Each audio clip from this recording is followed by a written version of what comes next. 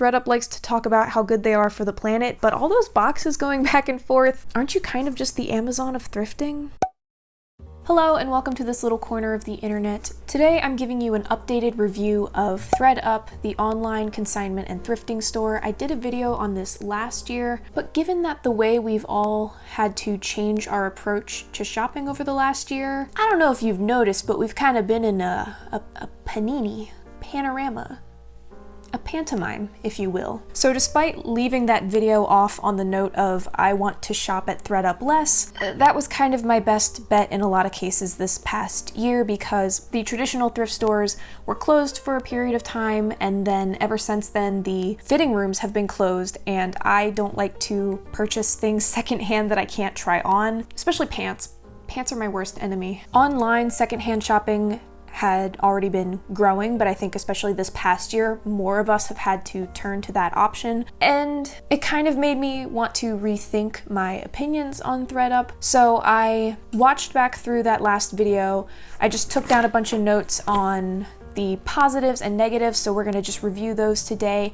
And also, I did like the most rudimentary of Google searches to find out some information on what it's like to work there, on their business model that I want to share with you guys. And I did not dig deep at all. So yeah, this is just kind of a casual update to my previous review and less in depth. I talked more at length about some of the points in the last video. This one's going to be more general. My notes are really messy. Just a quick disclaimer, this is all just my opinion from a buyer's perspective only. That being said, I have not tried goodie boxes or rescue boxes because I just don't have any interest in them. This is just my perspective having shopped on the site for a few years. That's my opinion! So let's start with the negatives. Well, first let me get more comfortable. I don't know why I was sitting up so weird. So starting off with the negatives, things that I take issue with, things that other people have complained about. The biggest complaint I see about ThredUp is their high prices. Considering that it is used clothing, their prices can be pretty high. And this is the biggest complaint I see whenever a YouTuber has a sponsorship with ThredUp. People complaining that the prices are really high compared to actual thrift stores. And for the most part, I agree with this. I think they definitely inflate the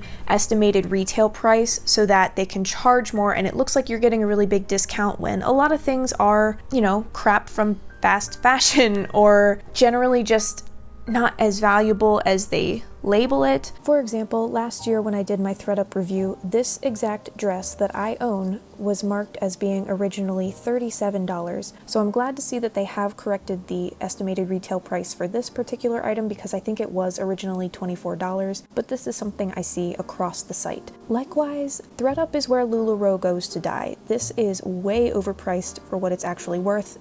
No one wants it anymore, especially this hideous print. I mean, who are the 12 people that liked this? My only pushback against this point would be the argument that they are also consignment.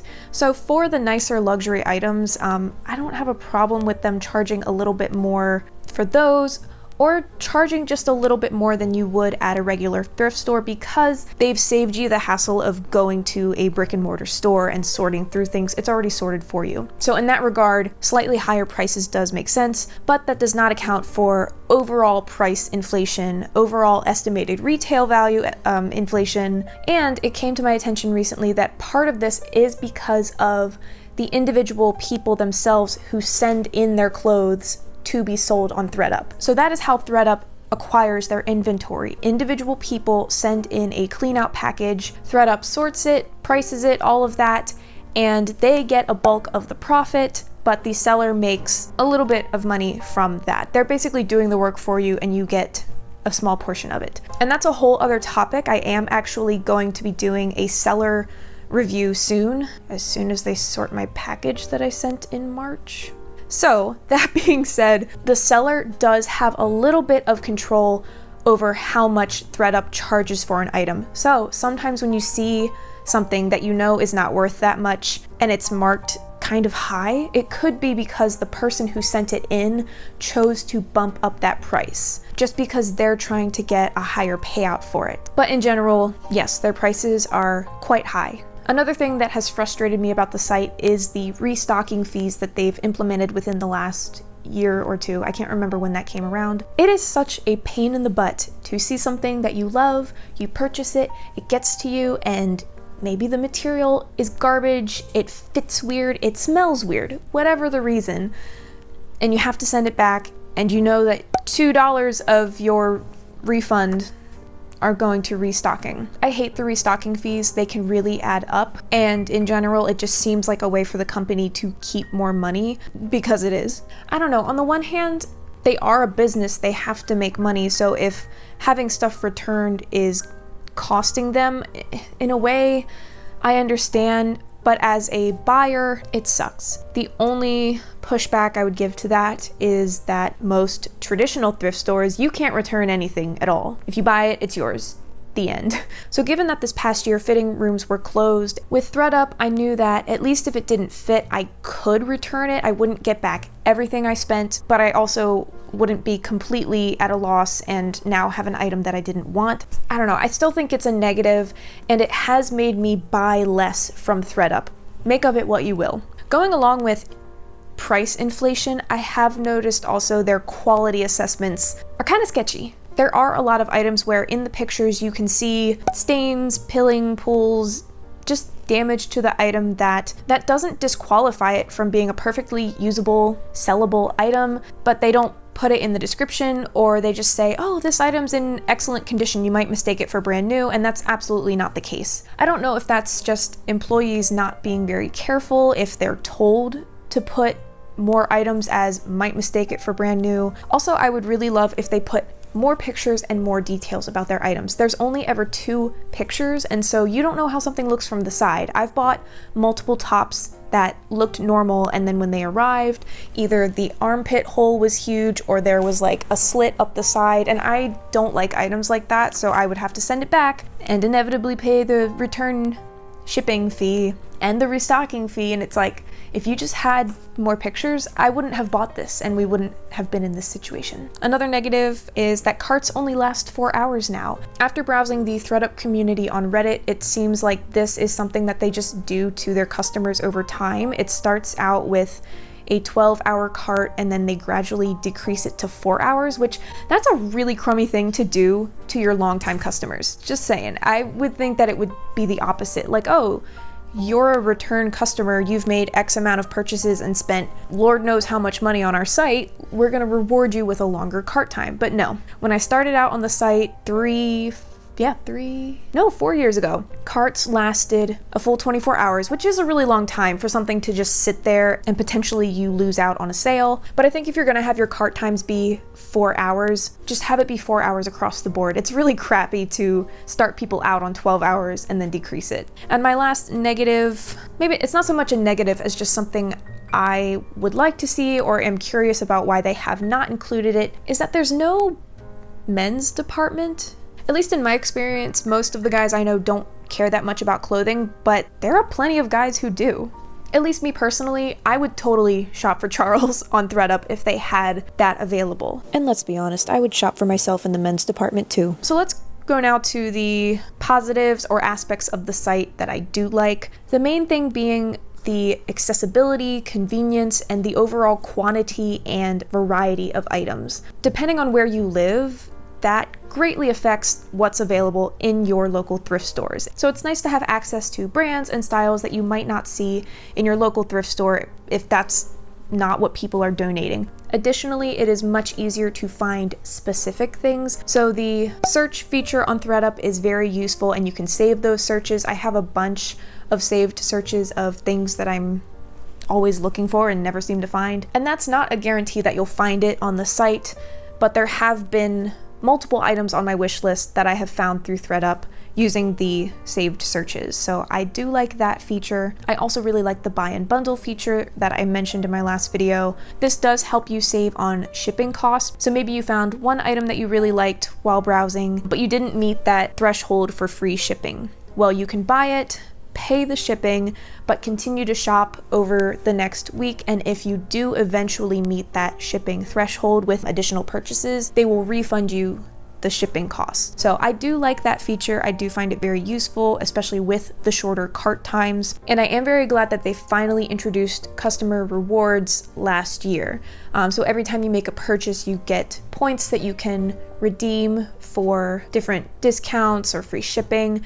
The only thing is you can't combine them with sale codes. So if they're having a sale for a holiday and it's like 20% off your order, you can't combine that with a code from your points. That is a negative. Should I put that back in the negative? You can't combine discounts, essentially. You can use one discount. And so I end up like doing all this math to figure out, well, which code should I use to get the biggest discount? That drives me nuts. I should have put that in the negatives, but whatever. And then I guess the last positive is, so far I've had good experiences with their customer service, although I haven't really had to use customer service in the last year. So now that I've covered what I think are the positives and negatives of the site, I do want to talk a little bit about some things I found about working there and their business model, because that was something I was wondering about in the last video, so I decided to look it up. So like I said, I went to the ThredUp subreddit, and somebody mentioned that employees have a quota of how many items they're supposed to list a day. I don't know if that's true, I couldn't verify that, but I wouldn't be surprised. So from that, I decided to look up employee reviews of working there. And it really was a mixed bag. Some people really loved it and said that they liked that even though their work days were, I think, 12 hours maybe, they only worked like 3 or 4 days a week. A lot of employees put in their reviews that managers had favorites, and that's typically who would get promoted. Some people mentioned high turnover, partially because of this. And some other people talked about how it seemed like it was all about the numbers, which again is kind of not that surprising given the inventory that's constantly coming in. So take that with a grain of salt. This is just what I gathered from a few employee reviews. So here's a few more reviews if you're interested. If you're not, just skip ahead 20 seconds. But I wanted to show that it's not all negative, even though it does skew negative. There were plenty of reviews that said it was fine or they enjoyed working there. Mostly I focused on what people wrote in their descriptions though.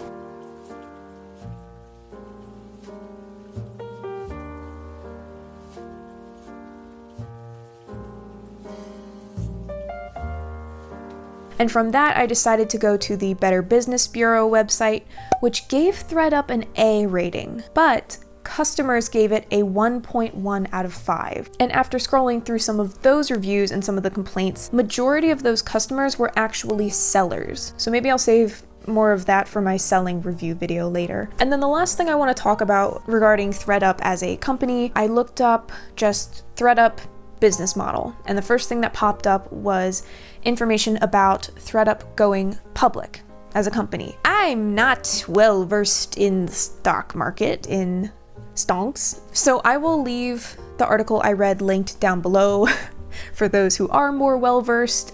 Please feel free to drop a comment expounding on the information. But from my understanding, ThredUp has been spending a lot of money on marketing their website, trying to bring in new consumers, but at the same time, they have not been profitable. I think it said for like 3 years. And this article delved into their business model a little bit and why it may not be the most sustainable, because their product is used clothing, which has low resale value. So basically it's going to be hard for them in their long-term strategy to make enough money selling used clothing to keep up with the costs of shipping, paying employees, paying rent at their warehouses. And I think that goes back to why the costs on ThredUp are so high. I also wanted to point out that one of the pushback arguments to this potential issue is that the secondhand clothing market is growing, so ThredUp is really banking on that trend to continue. So the funny thing is, my original plan with this updated review was actually to say like, oh yeah, I'm considering shopping there more now because of fitting rooms still being closed and just the overall convenience. But actually, after looking up, employee and customer reviews, that actually kind of pushed me back in the opposite direction. I want to challenge myself to shop there even less now. I do still think it's a very useful website, a very useful thrifting tool from a buyer's perspective. But again, I want to challenge myself to continue using it very selectively. At heart, I am still very much an in-person thrift shopper. I pray that the dressing rooms open up again soon because that's fun for me. I love the treasure hunting of it. And with local thrift stores, depending on if they're a locally run business, they're supporting my community directly, and that is always something I prefer. Also, it is better if stuff is not shipped. ThredUp likes to talk about how good they are for the planet, but all those boxes going back and forth, aren't you kind of just the Amazon of thrifting? Now that I've said it, I can't unthink it. I don't hate ThredUp by any means, I just try to be healthfully critical of it, I guess, and use it sparingly. And I would never discourage anyone from trying it out if you're curious about it. Like I said, I do have a selling review coming out eventually, hopefully in the next couple months. Do let me know down in the comments if you have anything to add about positives or negatives that you want to share. If you have experience working there that you would like to share, I definitely want to know that. Perspectives on their business model that maybe you studied economics or business and you know stuff that I clearly don't know. Seriously, let me know. But I think that just about wraps it up. Thank you guys so much for watching, and I'll see you next time. Bye! Hello, welcome to this little corner of the internet. That's all I got. That's all I got so far. With ThredUp, I knew that if it didn't so now, blah, blah. Anyways, ba-doo-bop-ba-doo.